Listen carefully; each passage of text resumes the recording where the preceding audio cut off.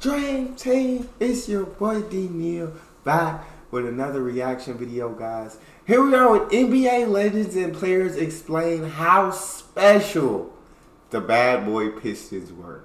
Before we dive in, make sure you subscribe to the channel, ring the notification bell, give the video a thumbs up so it gets suggested.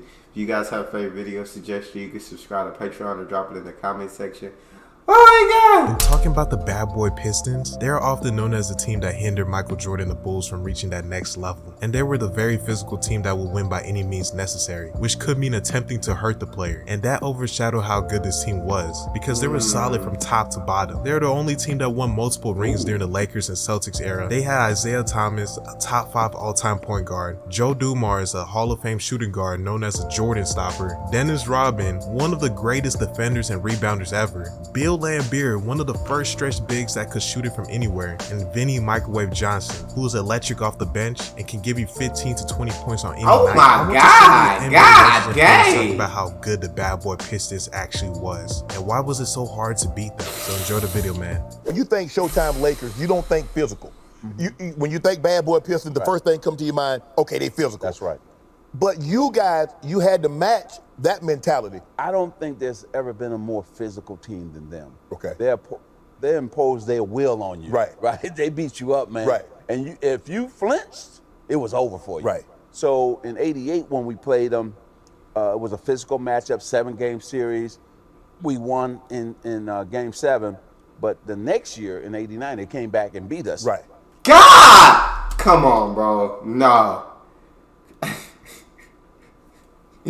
That's not basketball, bro. He literally just punched him in midair, bro. What but the next year in '89, they came back and beat us. Right. Oh my God! They could do things very few teams could do. They could be physical, and then they had that 3-headed monster, Isaiah, Joe Dumars, and Vinny Johnson. Right. You couldn't do nothing. Once Vinny got cooking. And I'm not even talking about John Sally and Rodman. They had Mahorn, the first year Laimbeer. That's right. When they brought that specific style football to the basketball court, did you think that was basketball? Yes, only because Isaiah and Joe still had finesse and still.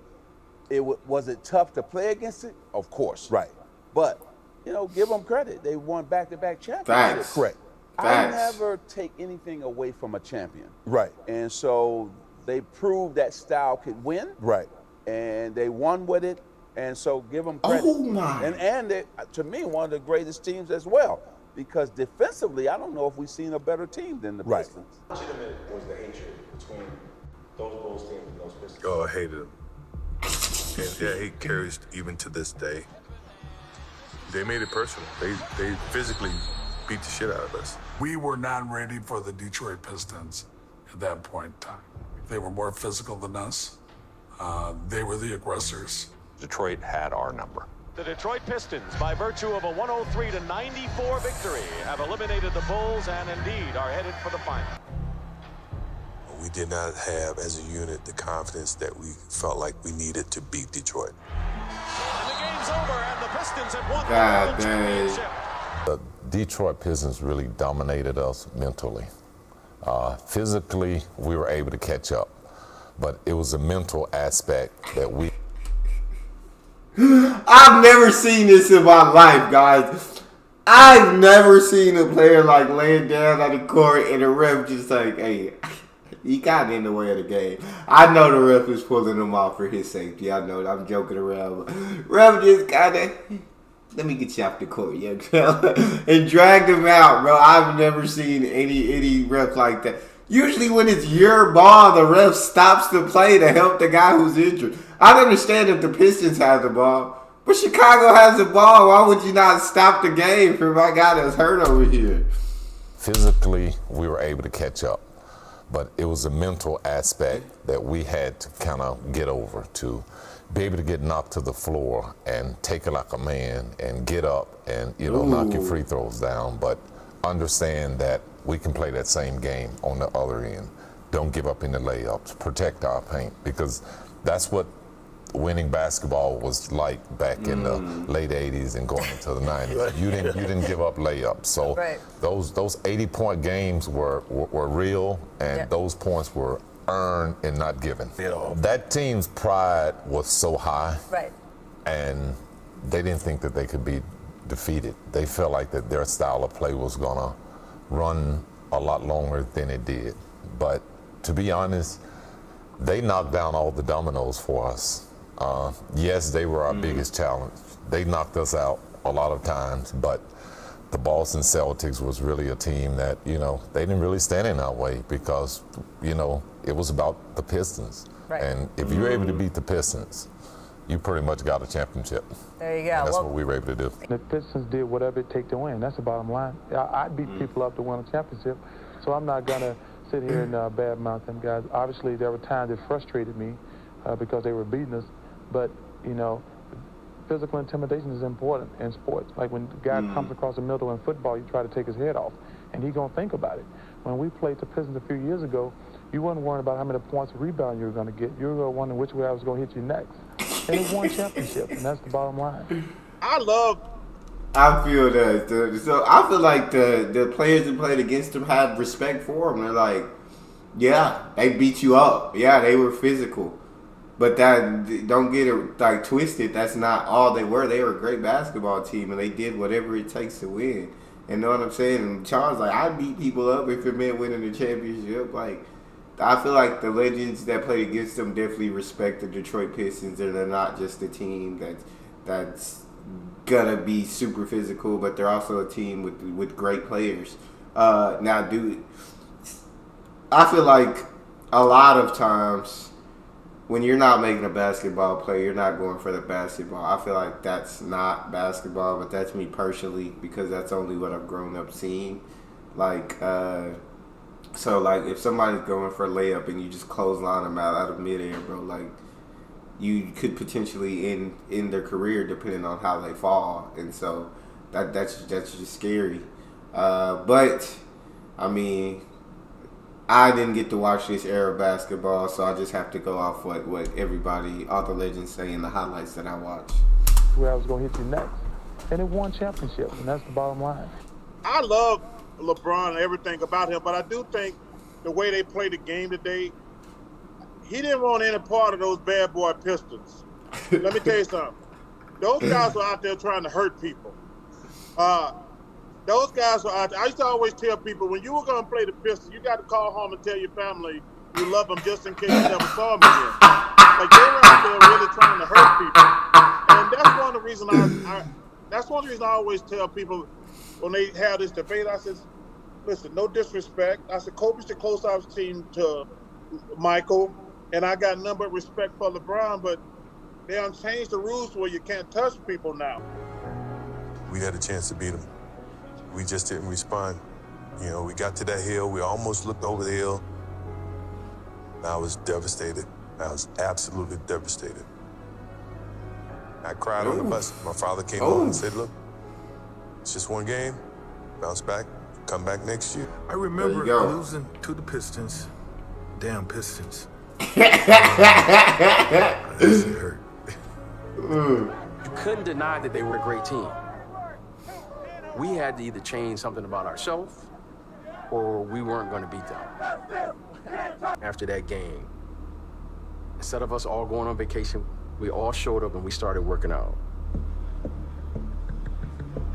And everybody, starting with Michael, changed. I was getting brutally beaten up, and I want to administer pain. You know, I want to start, fighting back.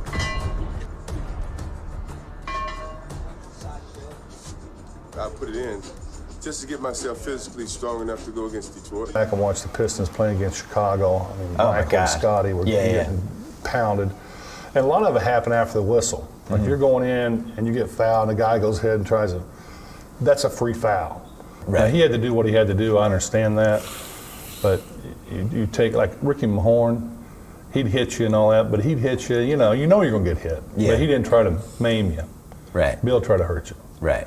And, he was one of them guys, you shoot a jumper, he tried to slide his foot underneath your ankle so you twist your ankle. And That's why Parrish Did he always really went used to down. do that? If you watch any of our old games, Parrish was always twisting his ankle against the Pistons. So one time I shot a jumper and Lambert did it to me, and I stepped on his foot, but I stepped on a high and twist my ankle. I don't know, a quarter or two later, he was shooting that jumper. I slid mine on there. That's the last time he ever did it. Really? Yeah. But he was, he had to play the way he had to play, and we all understood that. But if you carry it too far, you carry it over the line, you got to protect yourself. I was at the game when the famous game where you stole the ball, but in the second quarter, and the crowd just had so much hatred for Lambert for that game. I've never been in any sort of a sporting event where the crowd hated a player that much. And I'm convinced to this day that the crowd convinced Parrish to punch him in the second quarter. Because he watched a replay, it was like barely he did anything. It should have happened 2 plays before. You're right. But, and it was just the crowd wanted it to happen. They were on him pretty hard. More so, Charles said I feel like it's just a build-up, bro. Like, it was probably a build-up for Bill Parrish, like, getting beat up, like, constantly. And like Larry said, it seems like he's just trying to hurt you out there, isn't it? It's not a point to where we're just playing basketball anymore. And so at that point in your head, you're thinking, I swear to God, the next time he does something, I'm punching him. I'm swinging. The next little thing he does, I'm swinging. So on that play, it may look like he did something little and then Bill swung out. But that's probably just from, like, so many things happening and just building up. And then Bill just couldn't take it no more. And it was just the crowd wanted it to happen. They were on him pretty hard. More so, Charles said it. I don't know how he killed me. It was not so much he killed me, but I couldn't get off on him. And Isaiah knows this very well because growing up late 80s, early 90s, it was all about the bad boys in the same division. He's a Hall of Famer, but it was... You can't say a Hall of Famer is a guy listen to me. You got to bring a guy that wasn't... But it wasn't so much he killed... Listen to me. He didn't kill me. No. He's a Hall of Famer. He's a Hall of Famer. Magic Johnson. Yeah, but when you thought of the bad boys, you didn't think of really Joe Dumars. What? No, you thought of Zeke. He was the Jordan stopper. No, listen. Okay, that's what I'm saying. But he stopped everyone. But listen to me.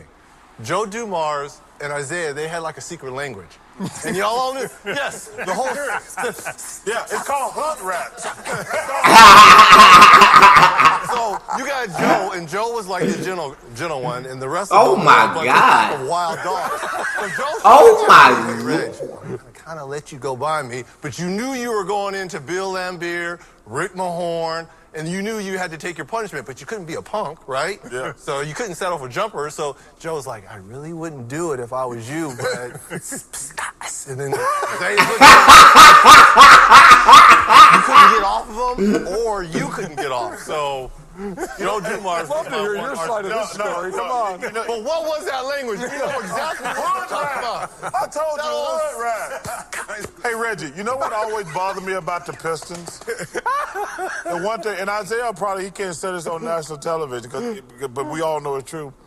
And every time I see him in the studio, when they were doing the 30 for 30 thing, I said, the only thing that made me mad about the bad boys, I don't mind. Physical intimidation is part of the game.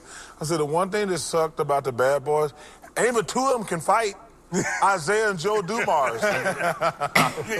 Bill Lambert always got to fight, but he was always getting hit. Yes. I know Dennis can't fight.